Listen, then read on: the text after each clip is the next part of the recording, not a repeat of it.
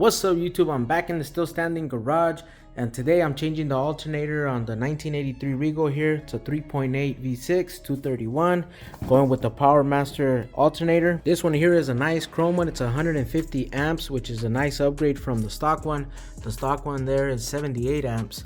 Now the reason I'm replacing mine is because it is going out. It's supposed to be charging the battery at around 13.5 volts from what I read, and right now it's charging it at 12 volts as you can see here, and that's one way to check it. Another way is the light on the dash, which is called the idiot light. So when that light turns on, that means that the alternator is not giving enough of a voltage to the battery, which is why it turns on. So that's another way. So since I was gonna go ahead and replace it, why not upgrade to 150 amps? Why not? I mean, I have a nice system in the car, and that stock one, that stock alternator has been keeping up with it for a very long time now.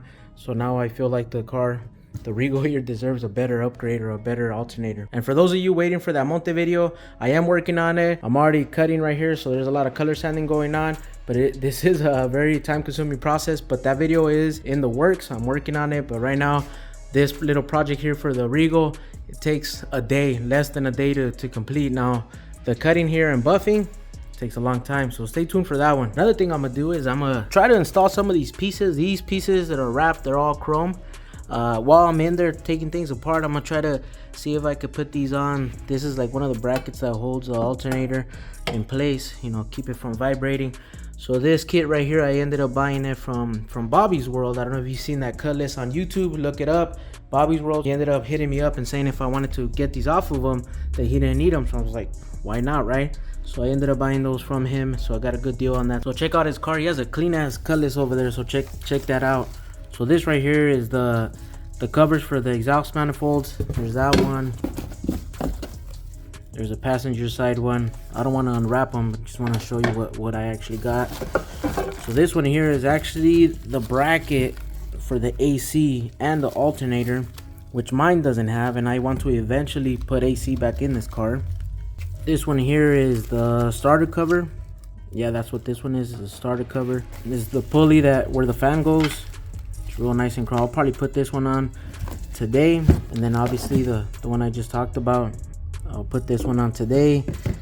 This is for the smog pump. This one here, I have to look at some pictures to see what this one actually is. I don't know where this one goes, and same thing with this one. I don't know where this goes. Like I said, mine, I took off a lot of things on mine. So on mine, I'm missing a lot of brackets. The AC bracket goes right here because the AC goes under here. Now when I got the motor rebuilt, I told them I don't need AC, just take it off, take everything off, I don't care about it. And they modified all kinds of things to make the alternator fit right here without the bracket for the AC. Took that off, they threw it away. You know, I was really young. That was back in like 2005, so I messed up. I shouldn't have done that, because now I want AC in it. I mean, it is what it is. So I got to piece it back together, but I got all the chrome pieces to put it on. Just wanted to let you guys know what happened with those brackets that I had before. All right, let's start taking off this old one.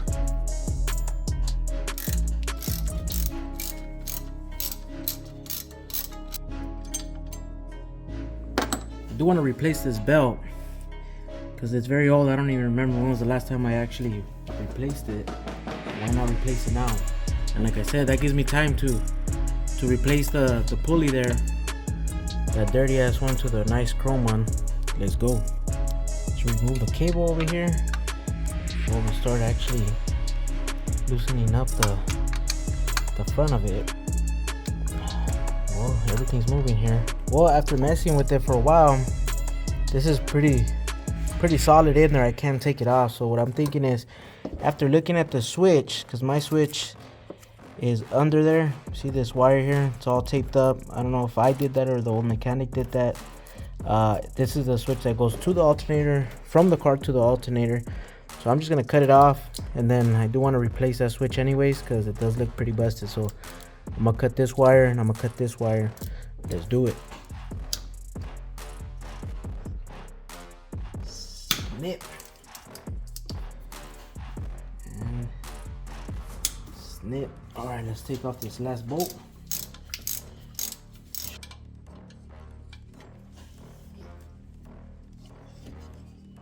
This is the switch that I'm talking about. You see that right there? That's the switch. And then the spacer here, so I have to take off this spacer to be able to remove my switch here. because I still want to use the wire. This is the wire that comes from the actual car, from the harness. I want to replace that.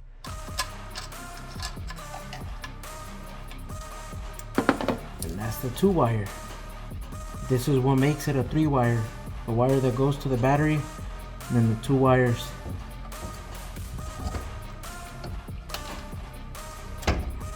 And there it is. It's completely out. It's already coming off anyways. Look at that. All busted. So I did remove the fan shroud, so that way I could replace that piece right there, the pulley there, with the chrome one. Fan shroud is over here sitting on the 79, waiting its turn to get touched. Another thing is, I found where one of those brackets goes, the ones that I didn't know where it went. It's actually this one right here, the one that holds the alternator. So look at that. It's gonna be nice and chrome, so it's gonna dress up that alternator real good. All right, YouTube, so unfortunately I wasn't able to put this on, the chrome pulley. So this one is different than the one that I have. I believe this one here is for a car without AC. My car has AC, or it came equipped with AC, so the pulleys are different. So this one here, as you can see, it has 2 grooves. You can see that, 2 grooves. And look at that one, has 3. So you would think that it would still fit in there, and just I'm missing a groove, right? But actually this here, this part here on the stock one is actually deeper. So it goes in and it actually lines up with the crank pulley. This one doesn't line up at all, so that sucks. So I wasn't able to put that on. It's all good. Maybe in the future I'll just take that one off and then dip it, right? And then this one here, I was able to swap it out. As you can see, is that nice chrome piece right there. Then got the old one here. I might dip this one too, just to have it, just in case, dipped in chrome. So now I have to replace the plug here, which I did get a brand new one. I went to O'Reilly's and got me this one here. So I'm gonna go ahead and install that, and then we'll get to the installing of the brand new alternator here.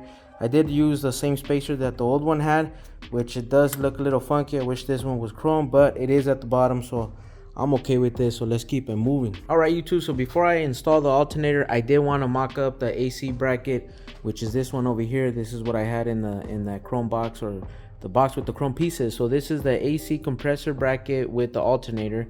So the AC compressor goes here, and then the alternator goes here. So I wanted to try this one out because obviously this is a solid piece and it will hold the alternator a lot more sturdy. And look at those white walls, all busted, hitting all them 3s. So everything fit perfect. That bracket fit perfect on the block. The only problem that I was having was my fuel line here was getting in the way of the alternator sitting in there nice, because the alternator on that bracket sits really high. It sits like up here, and then the line here, like I said, gets in the way. I did end up ordering a 45-degree fitting here to try to reroute the hose, but it's still not gonna work. I removed a lot of stuff. I tried to reroute it, it didn't work out. So I want to go back to this and I put this back on, and then we're gonna go with that. I really would like to put that bracket on, but I'm not gonna do it right now. So in the future, when I want to go AC on the car, then I'll go ahead and reroute and devote more time to it, because I do need to cut that line there. But it is what it is, so let's get to it. I already went ahead and put this on, so let's install that alternator on that bracket. Let's go.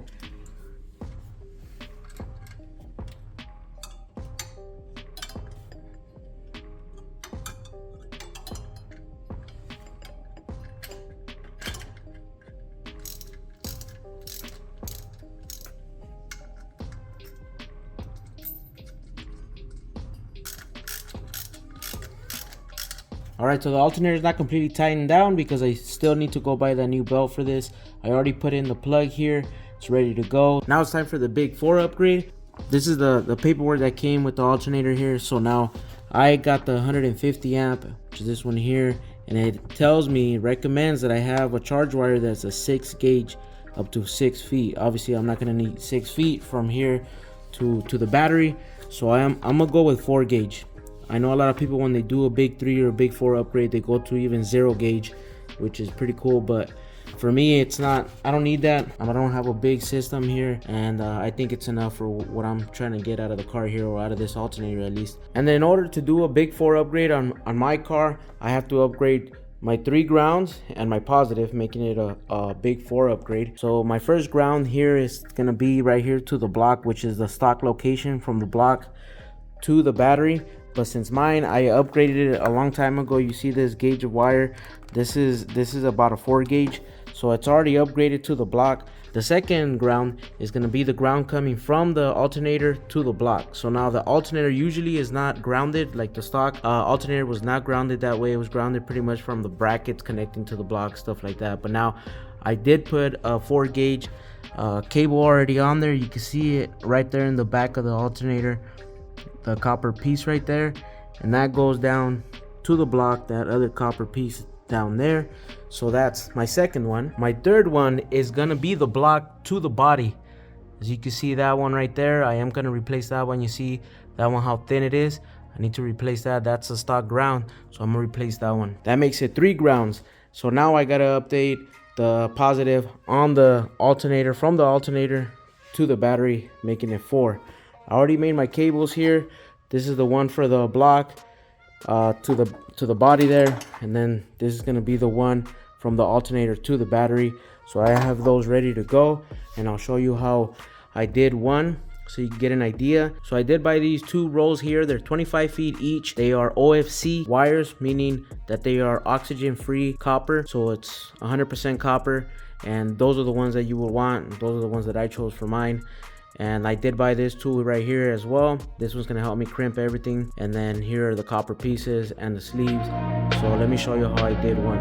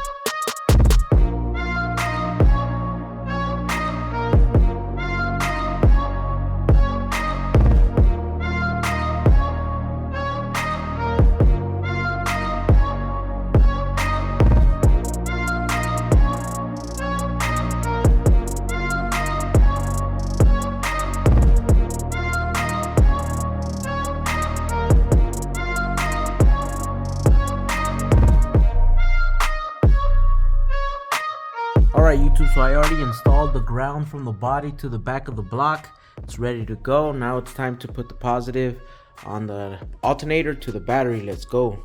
Alright, let's put this one on. Put this one in first, and this one's gonna go in there as well. I do need to get a cap for this because I don't want this stud to arc out on the valve cover there. So hopefully when I go get that belt, I'll be able to grab one of those caps too.